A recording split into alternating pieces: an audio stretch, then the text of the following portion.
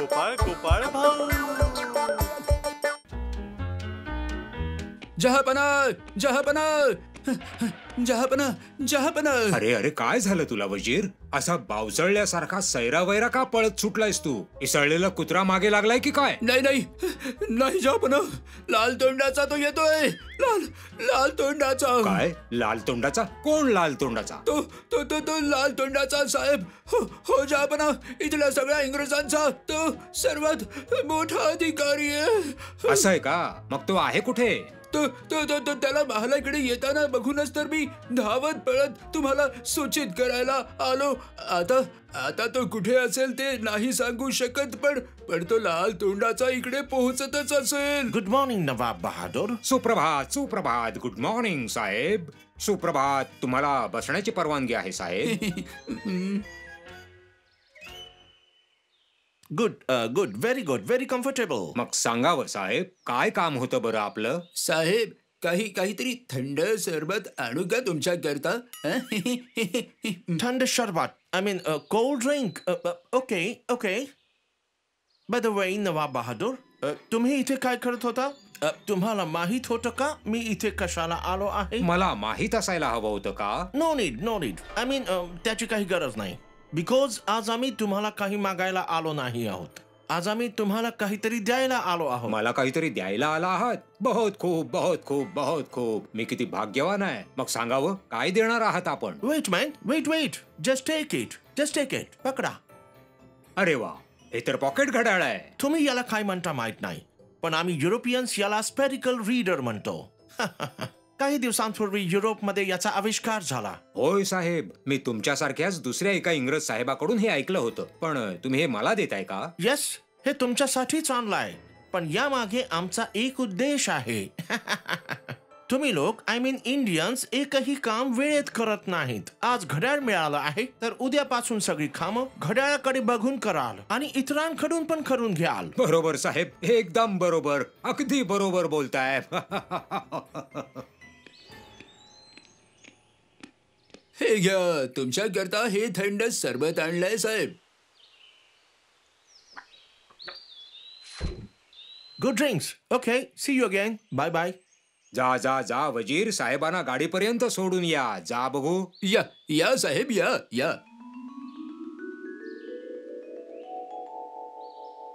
उफ, पाहिलो आज पण पुन्हा उशीर झाला. तुम्ही कोणाबद्दल बोलताय महाराज? तुमच्या गोपाळ भाऊ बद्दल? राज्यसभेत उशिरा येणं ही तर त्यांची दिनचर्या आहे. नाही नाही नाही नाही नाही नाही, या गोष्टीला दिनचर्या म्हणून टाळू शकत नाही. गोपाळ भाऊ आज राज्यसभेत आला की त्याला कठोर शब्दात सुनावणार आहे मी. म्हणजे उद्यापासून तो आपली सगळी कामं घड्याळाप्रमाणे करेल. पण घड्याळाप्रमाणे सगळी कामं करणार तरी कशी? इंग्रजांसारखे आपल्याकडे कोणते घड्याळ आहे का? ही गोष्ट गोपाळ अगदी बरोबर बोलतायत महाराज. साहेबांमुळे आपण घड्याळाबद्दल बऱ्याच काळापासून ऐकतोय. अगदी खरंय, पण प्रत्यक्षात ही वस्तू काय आहे हे आजच डोळ्यांनी बघितलं. हो, मी सुद्धा ऐकलंय ते काटेवाल्या घड्याळाबद्दल. अरे बापरे, आतापर्यंत ऐकलेलं वाळूचं घड्याळ, नंतर ऐकायला मिळालं काट्याचं घड्याळ, नंतर काय चालणारं घड्याळ. दात काढून हसू नका तुम्ही. ओ वैज्ञानिक, मला सांगा, तुम्हाला काटेवाल्या घड्याळाबद्दल काय माहिती आहे? महाराज, मी ऐकलंय की एक गोलाकार चाकावर गोल गोल काटा फिरत असतो आणि तो काटाच सांगतो की काय वेळ झाली आहे. म्हणजे 1 किंवा 2 किंवा 3 किंवा 4 असं. तुम्हाला इतकं माहिती आहे तर मग बनवा ना झटपट 1-2 घड्याळ. सगळ्यांना दाखवून एकदम आश्चर्याचा धक्काच देईन मी. पण हे आता संभव नाहीये महाराज. का संभव नाहीये? मी असं ऐकलंय की त्याच्यात बऱ्याच लहान सहान यंत्रणा असतात आणि त्यासाठी छोटी मोठी अवजारं लागतात महाराज. तर मग कुठे मिळतील ती? महाराज, विदेशात. तर मग तुम्ही उद्याच विदेशात जायची तयारी सुरू करा. मुद्दा हा आहे की मला लवकरात लवकर ते काट्यांचं घड्याळ बघायचंय, बस.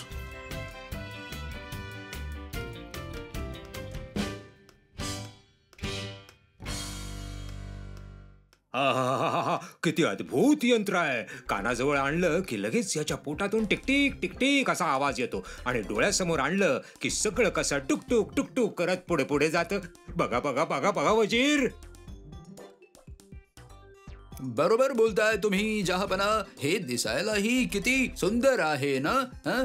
जहापना, मला तर इंग्रजी अंक सुद्धा वाचता येत नाही. तर मग घड्याळ बघून सांगाल का आता वेळ काय झालीये? आता वाजले आहेत 1:02 म्हणजे 12. अरे देवा, आता तर माझ्या दुपारच्या जेवणाची वेळ झालेली आहे.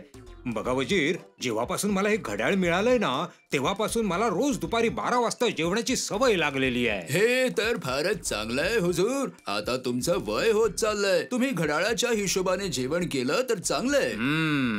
जहापना, तुम्ही कसला विचार करताय का? विचार तर करतोच आहे. मी एक जबरदस्त अशी खोडी करण्याचा विचार करत होतो. असं आहे का?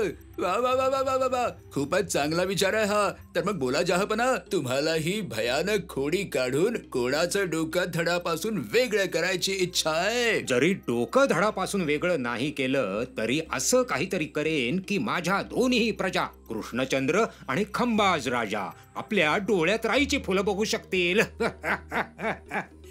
म्हणजे हुजूर, तुम्ही मला सुद्धा तुमच्या या भयंकर खोडकर योजनेबद्दल सांगणार नाही का हुजूर? हो हो हो हो, का नाही सांगणार, का नाही सांगणार. विचार करत होतो की त्या दोघांना मुर्शिदाबादला बोलावून घेऊ आणि मग मी त्यांची अशी जिरवणार आहे की त्यांनी स्वप्नातही विचार केला नसेल. बोला वजीर, अशा भयानक खोडीबद्दल कधी ऐकलं होतं का यापूर्वी? आता काय सांगू जहापना. याला म्हणतात खूप छान झालं, चमत्कार झाला. कृष्णराज आणि खंबाज राजा रथावर स्वार होऊन येतील आणि जाताना लंगड्यात लंगड्यात आपल्या राज्यात परत जातील. राज्यात तर जातील खरे, पण मग नंतर त्यांना ते राज्यही गमवावं लागेल.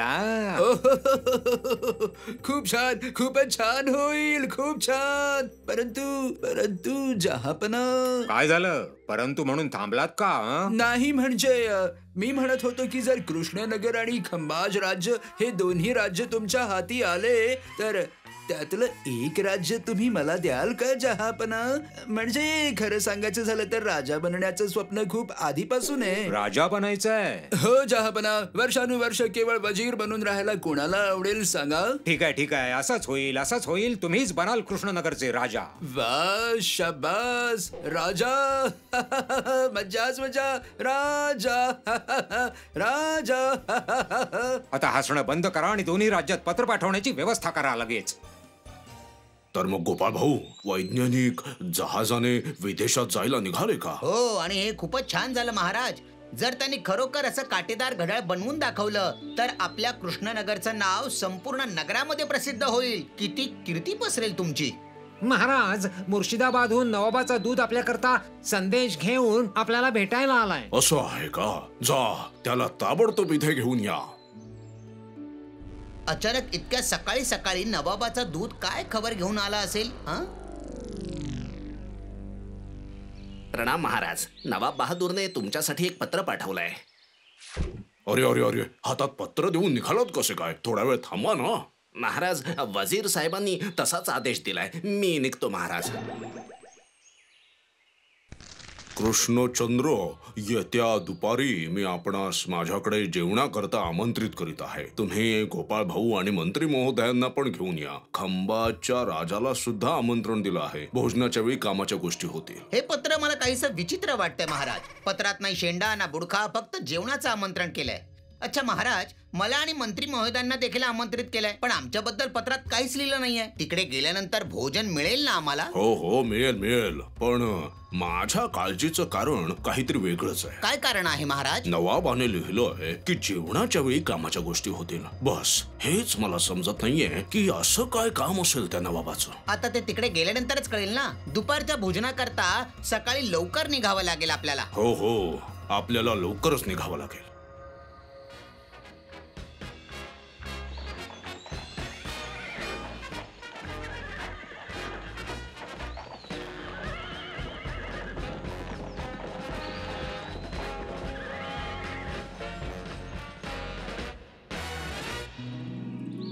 अरे वाह, खूपच चांगली सोय केलीये. गोपाळ भाऊ, इतक्यात भोजनाला हात लावू नका. घड्याळात जेव्हा बरोबर 12 वाजतील तेव्हाच भोजन सुरू होईल. घड्याळात 12 वाजतील म्हणजे? हो, मी तर सांगायलाच विसरलो. हे बघा, माझ्याकडे विदेशी काट्याचं घड्याळ आहे आणि जेव्हापासून हे घड्याळ माझ्याकडे आलं आहे तेव्हापासून मी दुपारचं जेवण अगदी बरोबर 12 वाजता सुरू करतो. ना कधी 1 मिनिट आधी, ना कधी 1 मिनिट नंतर. अरे ए ए ए ए आता बरोबर 12 वाजले घड्याळात. चला चला चला, सगळ्यांनी जेवायला सुरुवात करा. अच्छा, तर आता समजलं मला. भोजन तर केवळ एक बहाणा आहे. खरा उद्देश तर विदेशी काटवालं घड्याळ दाखवणं आहे. आज तुम्ही सगळे माझ्याकडे जेवायला आलात, पण 15 दिवसांनी मी तुमच्याकडे जेवायला येणार आहे. ठीक आहे, आधी मी कृष्णनगरला जाईन आणि त्यानंतर मी खंबाज राज्यात जाईन. ठीक आहे. हे तर आमचं सौभाग्य आहे जहापना. सौभाग्य की दुर्भाग्य हे तर नाही माहित, पण मी जेवायला बसेन ते मात्र बरोबर 12 वाजता. 1ही मिनिट आधी नाही किंवा नंतरही नाही. कळलं का तुम्हाला? ते कसं शक्य आहे हुजूर? तुमच्याकडे घड्याळ आहे पण आमच्याकडे नाहीये ना. ते काही मला ऐकायचं नाहीये. जर तुम्ही मला 12 वाजता भोजन देऊ शकला नाही तर मी तुमच्याकडून तुमची राज्य काढून घेईन. मुलांचे हात पकडून रस्त्याच्या कडेला बसावं लागेल तुम्हाला. अरे देवा, ही कसली परीक्षा घेताय तुम्ही? अरे हो, आणखी एक गोष्ट आहे, मला बरोबर 9 वाजता नाश्ता लागतो. काय झालं कृष्णचंद्र, तुम्ही काही नाही बोलणार का? प्रयत्न करेन जहापना. नाही करू शकला तर नेसत्या कपड्यानिशी सगळं सोडावं लागेल. जहापना, तुम्ही असं आम्हाला तुमच्याकडे आमंत्रित करून पंचपक्वान्नाचं ताट समोर ठेवून आमच्याकडून आमचं राज्य बळकवण्याच्या गोष्टी करताय. बरंच झालं. आता हे संकट सांभाळून दाखवा महाराज. नवाबने जर तुम्हाला गादीवरून हाकललं तर मग नवाबांच्या हात पाय पडून त्यांना विनंती करून त्या सिंहासनावर मी बसेन.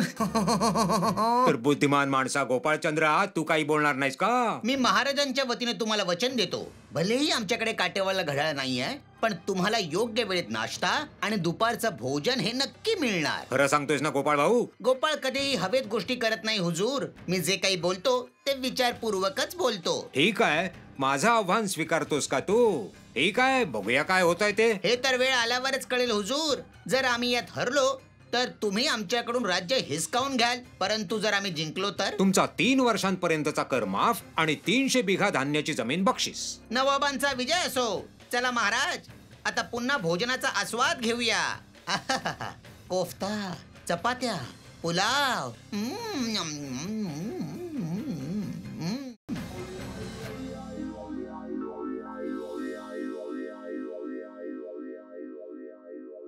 समजलं राणी? नाही, यावेळी कदाचित मी खरंच नाही वाचू शकणार. कसे वाचणार महाराज? मला तर असं वाटत होतं की त्या नवाब बहादुराच्या हात पाय पडून सगळ्या समस्यांचं निराकरण करून टाकावं, पण गोपाळ भाऊच्या गरमागरम गोष्टींनी सगळं गडबड गेलं महाराज. अच्छा महाराज, तुम्ही इतका कसला विचार करताय ते तरी सांगा. गोपाळ भाऊ त्यांच्या तोंडावर बोललेत म्हणजे ते नक्कीच काहीतरी करतील. बघा ना राणी सरकार, तोंडाने बोलणं आणि करून दाखवणं यात किती अंतर असतं नाही का? मंत्री महोदय, अगदी बरोबर बोलतायत राणी. नवाबाकडे ते आहे काटेवालं घड्याळ, आणि आपल्याकडे काय आहे? नाही नाही नाही नाही, वैज्ञानिकालाही मी घाई गडबडीने विदेशात पाठवलं आहे. ओह, ते असते तर त्यांनी काहीतरी प्रयत्न केले असते. नाही माहिती, नाही माहिती, हो नाही माहिती. नशिबात काय लिहून ठेवलंय? तुमच्या नशिबात दुःख आणि माझ्या नशिबात राजयोग. अच्छा, तर मी आता निघतो महाराज. हो हो, इथे थांबून तरी काय करणार, त्यापेक्षा तुम्ही या. बरं राज ज्योतिषी, एका दिवसाला कसे विभाजित केलं जातं सांगाल का? तुमचं ज्योतिष विज्ञान काय सांगतं? ज्योतिषशास्त्र खरं तर खगोलशास्त्राचाच भाग आहे, आणि या खगोल विज्ञानात एका दिवसाचे 12 प्रहरात विभाजन केलेले. म्हणजे 24 तासांचा जर एक दिवस आहे तर एका प्रहराचा अवधी काल 3 तासांचा आहे. म्हणजे पहिला प्रहर सुरू होतो सकाळी 6 वाजता जेव्हा सूर्य उगवतो, बरोबर ना? हो, अगदी बरोबर. तो संपतो सकाळी 9 वाजता आणि त्यानंतर सुरू होतो दुसरा प्रहर सकाळच्या 12 वाजता. म्हणजे दुसऱ्या प्रहराच्या अंतिम लग्नात सूर्यदेव आकाशात माथ्यावर असतात, म्हणजे अगदी बरोबर डोक्यावर. म्हणजे त्यावेळी जमिनीवर ताठ उभं राहिल्यानंतर कोणतीही व्यक्ती किंवा वस्तूची सावली जमिनीवर पडतच नाही, हो ना? हो बरोबर. त्यानंतर सुरू होतो तिसरा प्रहर. सूर्यदेव पश्चिमेकडे मावळू लागतात. समजलं. त्या पुढचं गणित तर सुतासारखं सरळ आहे. तिसरा प्रहर संपतो 3 वाजता आणि संध्याकाळी 6 वाजता सूर्यास्ताच्या वेळी चौथा प्रहर समाप्त होतो, आणि मग रात्रीच्या 12 तासात पुन्हा चौथा प्रहर. खरं राजज्योतिषी, बरोबर ना? मला तुमच्याकडून खूप काही शिकायला मिळालं. धन्यवाद. हा खरं सांगू का गोपाळ भाऊ, याबद्दल तू जेवढा जाणून घेशील तेवढा आश्चर्यचकित होशील. बरं, आता मी निघू का? हो हो हो, बरं आहे, बरं आहे, जा जा.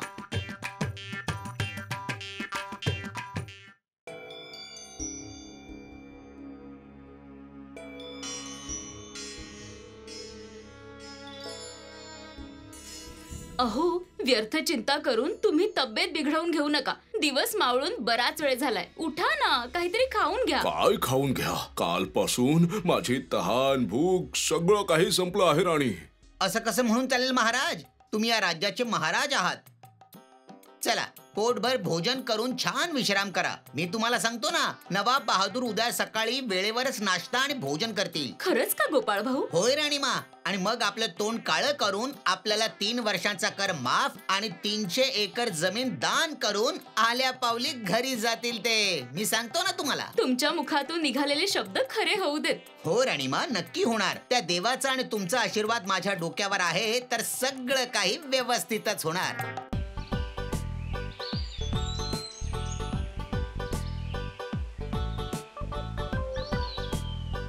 आता सूर्य उगवलेला आहे, म्हणजे पहिला प्रहर सुरू झालाय.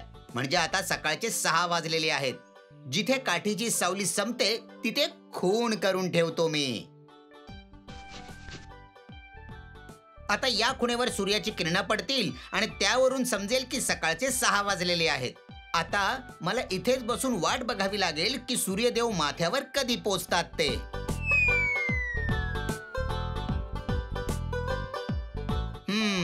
म्हणजे आता दुसरा प्रहर म्हणजे दुपार. सूर्य ठीक डोक्यावर येतो, म्हणजे काठीची सावली अजिबात जमिनीवर पडत नाही. वा वा वा वा, काय गमतीशीर आहे हे.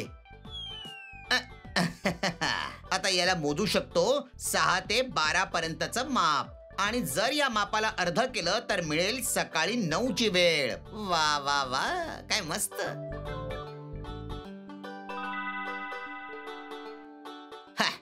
हे तर झालं. हे मिळाले सकाळचे 9. म्हणजे या जागेवर सूर्याचा प्रकाश पडला तर समजायचं की सकाळचे 9 वाजले आहेत. तर मग आता काय ठरलंय माझं? सकाळचा नाश्ता 9 वाजता आणि दुपारचं 12 वाजता भोजन. मला तर आनंदाच्या भरात नाचावंसंच वाटतंय. मस्त.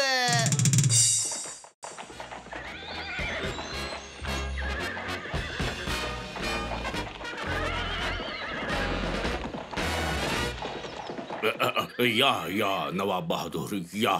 माहित आहे का कृष्णचंद्र, मला तुमच्याकडे सकाळी 9 वाजता नाश्ता करायचा होता, म्हणून मी मध्यरात्रीच मुर्शिदाबादहून निघालो होतो. खूप चांगलं केलं जहापना. खरं तर हा तर तुमचा महाल आहे, बरोबर ना महाराज? अजून झाला नाही, पण फार वेळ नाही राहिला. आणि गोपाळ कुठे दिसत नाहीये तो. गोपाळ भाऊ, त्याचं काही विचारू नका. कदाचित तो अजूनही पांघरून घेऊन झोपला असेल. त्याच्या मनात तुमच्या आज येण्याबद्दल काही विचार किंवा जबाबदारीची भावना मला दिसत नाहीये. पण मी काल रात्रीपासून तुमच्या स्वागतासाठी राबतोय. हा शहाणा मंत्री नवाबाला जरा जास्तच उलवणी लावतोय. त्याला वाटत असेल की माझ्या हातून नवाब राज्य काढून घेईल आणि त्याला देईल. खरंच माणूस किती स्वार्थी असू शकतो. स्वार्थीपणाचा कहर केला या मंत्र्याने.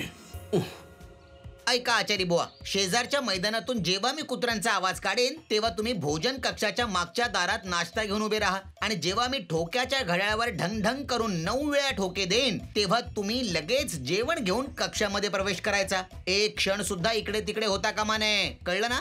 आता तुम्ही अगदी निश्चिंत राहा गोपाळ भाऊ. दुपारी 12 वाजता भोजनाच्या वेळी सुद्धा मी असंच करेन. आधी कुत्र्याचा आवाज, नंतर ठोक्याच्या घड्याळावर ढंग ढंग करून 12 ठोके देईन मी. तुम्ही मान तर गमावणार नाही ना? मान राज्य सगळं काही राहील राणीमा. तुम्ही फक्त बघत राहा. तुमचा गोपाळ काय करतो ते बघत राहा. मी घड्याळानुसार बरोबर 9 वाजता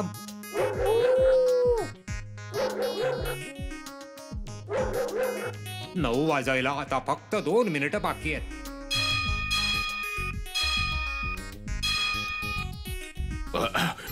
तुमचा नाश्ता आलाय. खुदाबंद, तुमचं घड्याळ काय सांगताय? 9 वाजले आहेत ना? हे तर अजबच झालं. घड्याळात बरोबर 9 वाजलेले आहेत. जराही इकडे तिकडे नाही. हे कसं शक्य झालं? कृष्णचंद्र, तुमच्याकडे सुद्धा काटा घड्याळ आहे का? आमच्याकडे काटा घड्याळ नाहीये जहापना, परंतु काठी घड्याळ आहे आणि त्यावरूनच वेळ मोजून तुमचा नाश्ता आणलेला आहे. मला माझ्या डोळ्यांनी ते काठीचं घड्याळ पाहायचं आहे. हो, अवश्य बघून घ्या. आधी तुम्ही खाऊन तरी घ्या. खाणं पिणं नंतर होत राहील, आधी मला ते अद्भुत घड्याळ पाहायचं आहे. चला तर मग.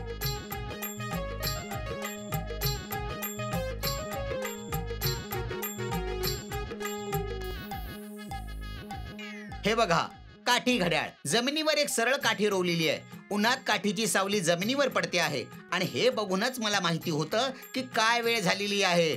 अच्छा, आता मला सांगा जहापना, सूर्य डोक्यावर कधी येतो? मला तुम्ही सांगू शकाल का जहापना? 12 वाजता. तेव्हा काठीची सावली जमिनीवर नाही पडणार.